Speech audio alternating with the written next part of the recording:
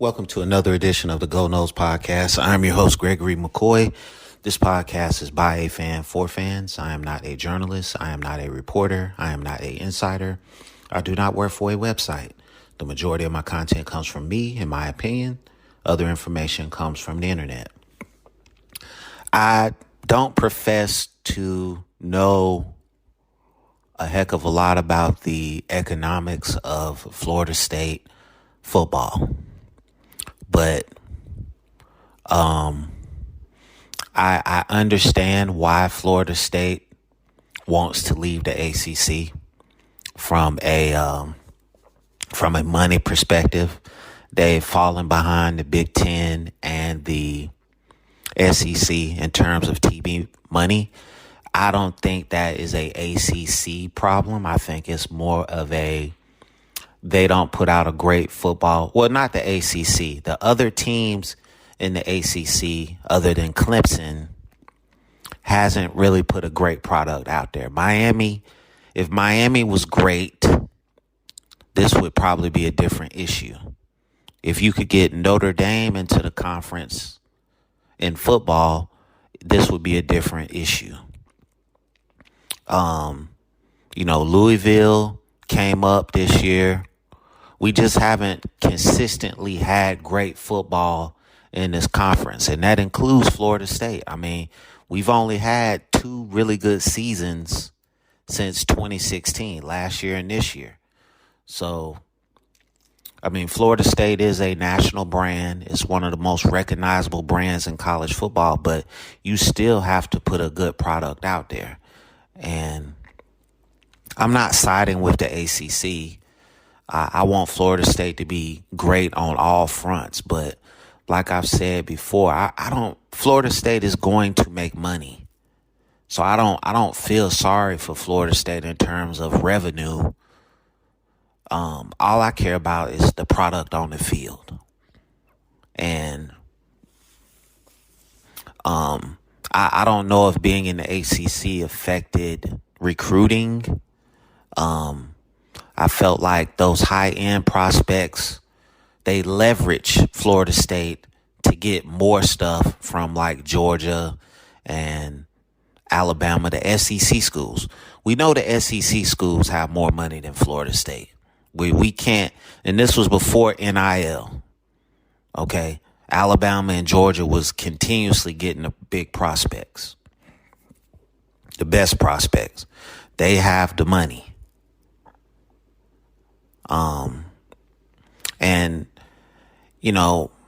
And I've said this many times, Florida State has just decided to play big boy football. Jimbo tried to get y'all to play big boy football 10, 12 years ago. And the powers that be didn't want to commit to that. So now you're going through those growing pains of trying to play big boy football. Now, kudos to Mike Norvell. He went out here. To me, he signed a hell of a class. But 10 years ago, 12 years ago, Jimbo was consistently getting top 5 classes on the cheap.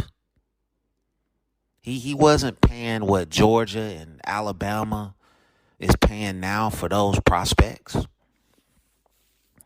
I'm pretty sure Florida State was paying, but it wasn't.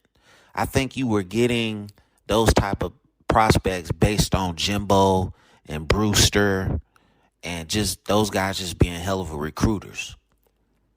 Now, but if Florida State would have made the commitment 10, 12 years ago that, hey, we're going to be a player in major college football and commit to getting top players, upgrading your facilities, and becoming a modern college football organization, I think we could dictate terms better. Now, the whole ACC grant of rights, thing, that was just, whoever negotiated that was an idiot. Why would you give up your television rights?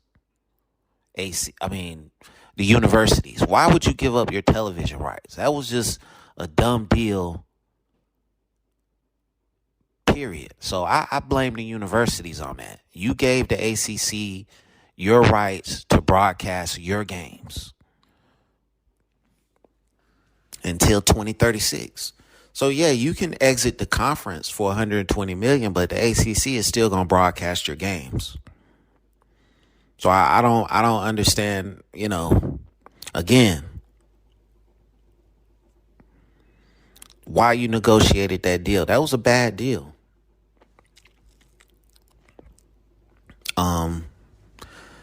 I don't see the ACC surviving. I really don't. I don't see ESPN renegotiating that deal. I think the only way is to try to get Notre Dame to join the conference, and just one contingency if Notre Dame joining that conference is that the ACC and the ESPN have to renegotiate the deal and get rid of the grant of rights. And I think the deal would have to be so lucrative for Florida State to stay. I mean, you would have to be on par with the SEC and the Big Ten.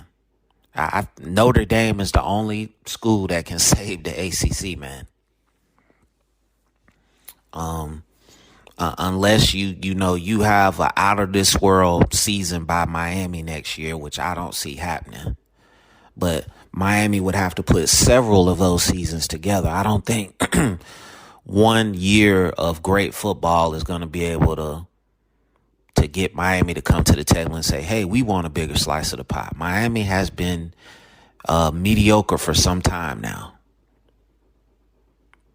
So, and Florida State has just recently, last year, this year, become relevant again. Clemson really needs to be out front with this whole more TV money thing. They're for it pains me to say this, and for a lack of a better term, they're the big daddy in this conference right now. And I don't follow a lot of Clemson stuff, but I haven't really seen anything on the major sporting websites about Clemson wanting to, get out of this conference. So,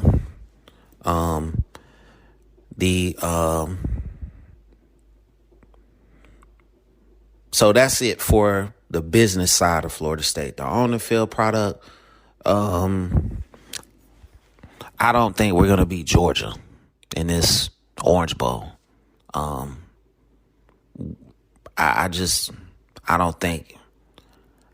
I think this team is so distraught from the snub, it's going to be real hard to go out there and get the best from these guys.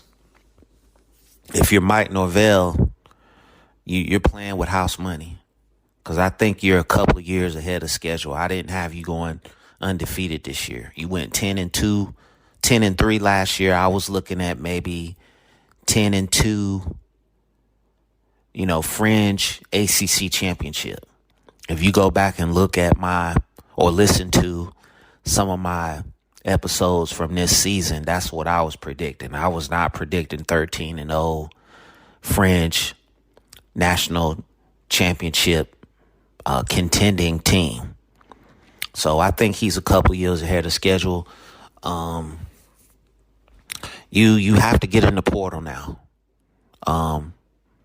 Losing some of these top end guys. I didn't think this has been a reoccurring theme the last couple years, where we get commits from these high end prospects, and at the last minute they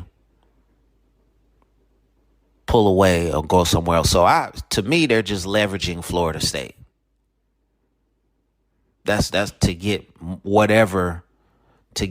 of whatever from the bigger schools with more money. I think that's it. And I don't have any hard feelings towards these guys. I'm thankful for the guys that we were able to get. And like I said, I don't get excited after the Travis Hunter thing. I don't get excited about nothing in terms of recruiting anymore. I get excited when the player is signed, sealed, and delivered, and he's on the practice field with Florida State. Then I can say, okay, at least we got him for one season. Because the way this thing is set up now, these players can leave after one season. So that's how I approach it. We have to decide which quarterback we want. If you feel comfortable with the receiving room, I would go try to get Evan Stewart from Texas A&M. I think he could come in and make an instant impact. If you want to entrust, these young receivers with your program, fine. I think our pass rushing defensive ends are pretty good, and Jones Jr. and Patrick Payton. I think we got a good defensive tackle starters in Jackson and Farmer. We had a hell of a rotation this past season, so I would like to get back to that rotation. I don't know what's the deal with Sampson. I think he redshirted this year. I would love to see what he's going to be at defensive tackle. Lions look pretty good. We definitely need to go get a linebacker or a couple of linebackers out the portal. DB, defensive back, cornerback, safety, I think we're good. Definitely good at corner. Now, I wouldn't mind going to get a veteran safety because you're losing Akeem Dent. Just to come in, I wouldn't just bring a guy in to compete. I would bring in a serious talent to push these guys at least. So I don't think we're that far off. I think obviously the big domino here is quarterback. Do you want Cam Ward or DJU? Like I said, I think the turnovers bother me about Cam Ward, and DJU, to me, he doesn't see progressions fast enough. He holds on to the ball too long. I don't know if that's something that you can coach out of him, because everywhere he has played, he holds on to the ball too long. He has a shotgun for an arm, but I just don't feel like he sees it quick enough. But whoever you pick is going to give us a great opportunity to run this thing back and be a major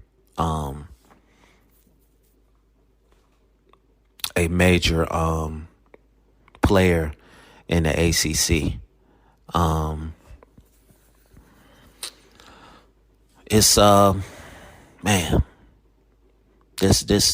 end of this season has really been sour grapes for me.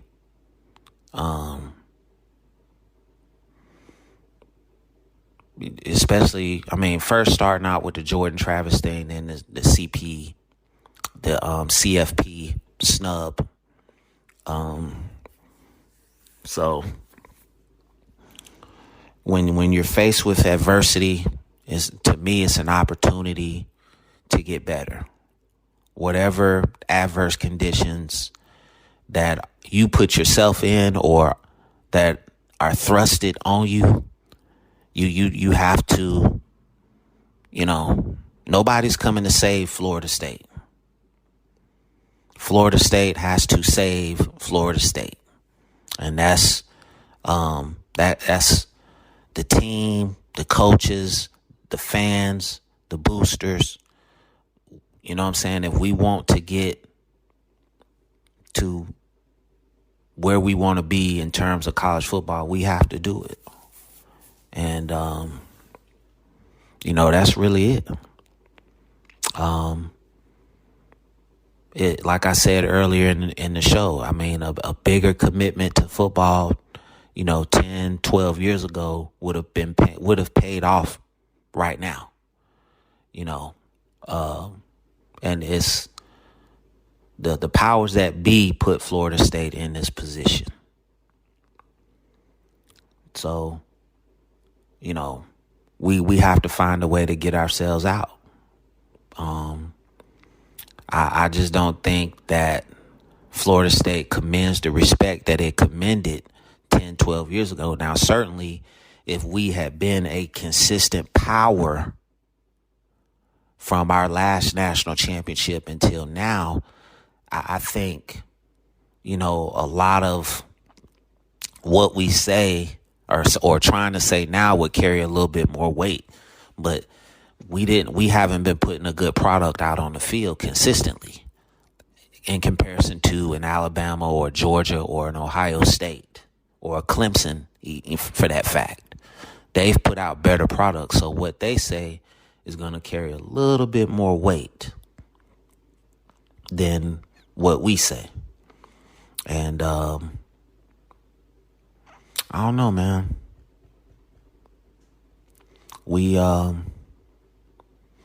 The future is bright, in my opinion, from the on the field perspective. The economics and the TV deal needs work. Florida State, again, is going to make money aside from the TV deal. We've fallen behind in terms of the TV money. The ACC has fallen behind in terms of the TV money. Like I said, this is a money issue. This isn't a on the field issue. I think if a lot of your teams were better in conference, we could have a higher bargaining posture to get a better TV deal. But I don't think the Big Ten or the SEC plays better football in terms of the high-end teams do. Alabama, Georgia. But outside, maybe Ole Miss too. But outside of those three, I think we're right on par with the SEC. Their high-end teams are better than our high-end teams. And right now, you would have to say our high-end teams are Florida State, Clemson, and Louisville. And our high-end teams, in comparison to their high-end teams, they have a better product. Our high-end teams versus the Big Ten teams, you would have to say that the Big Ten has a better product. Michigan, Ohio State, Penn State. But the bottom teams, or the teams after those three, I think we're right there with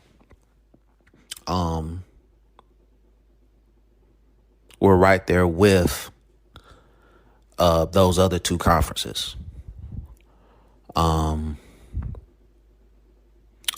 So that grant of rights thing is an albatross. Kudos to ESPN.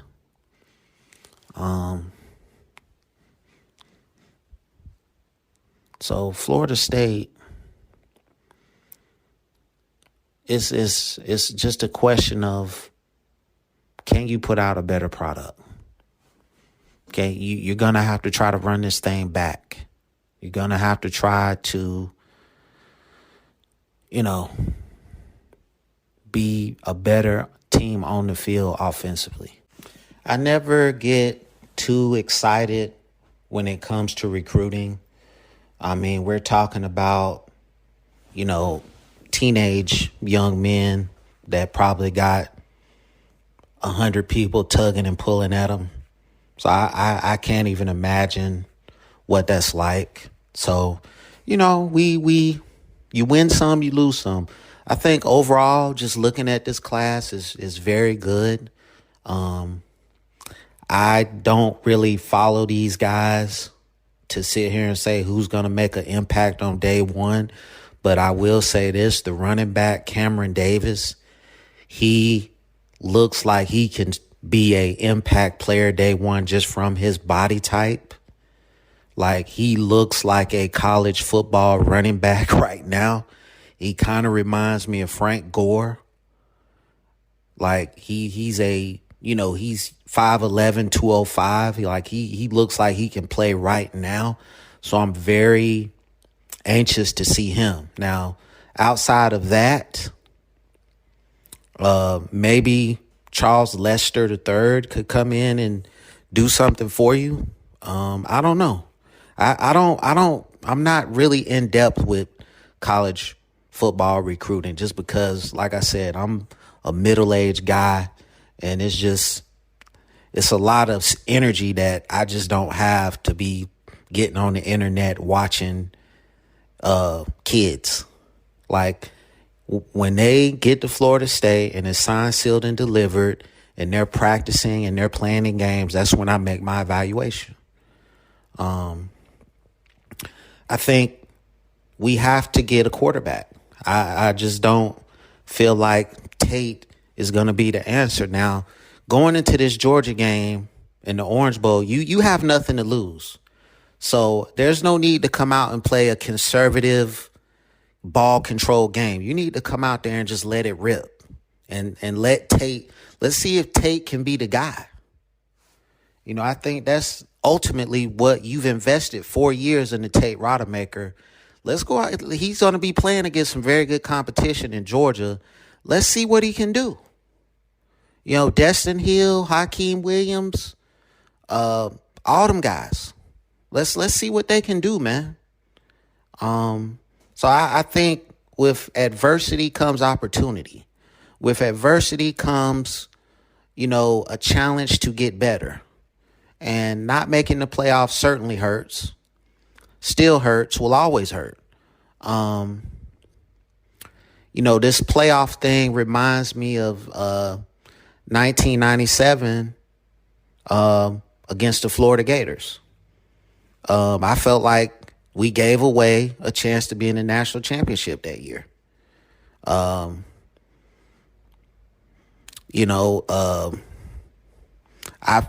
trying to remember exactly what happened. I think we had a chance to go up on them. Bobby kicked a field goal or something. And I can't remember. I have to go look it back up. I don't want to say the wrong thing. But basically, we had a chance to be in the national championship in 1997 against Nebraska, and we blew it in the Florida game. And that one has always stung. The Oklahoma loss has always stung in the national championship. And by God, the 1996 blowout against the Florida Gators, I will never forget that as long as I live. That one, that hurts more than anything because you got blew out in you lost the national championship to your arch nemesis. So, you know, losing Travis Hunter, losing KJ Bolden, I mean, Florida State's going to get DBs. So I'm not really worried about that. We're going to get DBs. We're going to get players. I think we're like ahead of schedule. I didn't have us going undefeated this year. So to finish the season undefeated is a tremendous accomplishment. We have to get Cam Ward or DJU. I really don't care which one we get. If you get DJU, I think you really have to work with him on seeing progressions quicker. Because he tends to hold on to the ball a little bit longer than I like. But I'll be happy with either one. And we just have to try to run it back. The ACC, I don't think this is an ACC issue. Okay, I understand that we're behind on the TV money, and I understand that's like an important thing to Florida State. Understandably so, this is a business. But if you would have taken football a little bit more seriously 10, 15 years ago, we wouldn't be in this position now. You know, Florida State was trying to win national championships on the cheap. You know, Jimbo was he virtually had the state of Florida on lock. He was getting Derwin James, McFadden, Francois. I mean, he could get anybody he wanted in the state of Florida. And there just wasn't the big time investment in football that Alabama made when they got Nick Saban. That's the type of investment that we needed. We needed the type of investment that Kirby Smart got when he got on at Georgia. Right? And now, you're seeing the investment and it's starting to pay off, where we could have been in the position that Alabama is in if we would have taken football a little bit more seriously and been more committed to it. We wouldn't be in this position. But I'm hesitant to say that we're back. Okay. I think we have to put more seasons like this season together, and we'll see. As far as your boy on ESPN, Kurt, I'm not gonna say anything negative about that guy. He's always tried to act like he was some kind of diplomat for Florida State, like he wanted Florida State to be better, and then for him to go on his rant, it's just not a good look for you, Kurt. When someone is antagonizing me, I just remove myself from the situation, or I just don't say anything. Because just saying anything about it is going to make you look a certain type of way. And you kind of exposed yourself a little bit when you went on your rant. But it is what it is, man. I feel like Florida State football is in a great place right now. I think our offensive line we need some more rhinos on the offensive line. We need people that can move people. We need more Brandon Fisk at defensive tackle. That's the kind of defensive tackle I want. Brandon Fisk is an SEC defensive tackle. I don't know how he got to Western Michigan, but that guy can play. I mean, to me, he's the de facto MVP of the ACC championship. He took over that game. I don't know how Tua Philly got MVP, man. I'm real anxious to see how they develop Marvin Jones Jr. I'm really anxious to see the development of Patrick Payton. I think he has untapped potential. I don't even think he's even scratched the surface of his potential. He needs to put on some more weight. He needs to get up to like 265, all muscle, and with his moves and his agility and his pass rushing skills, he could be a top 5 pick in the NFL draft. Easy.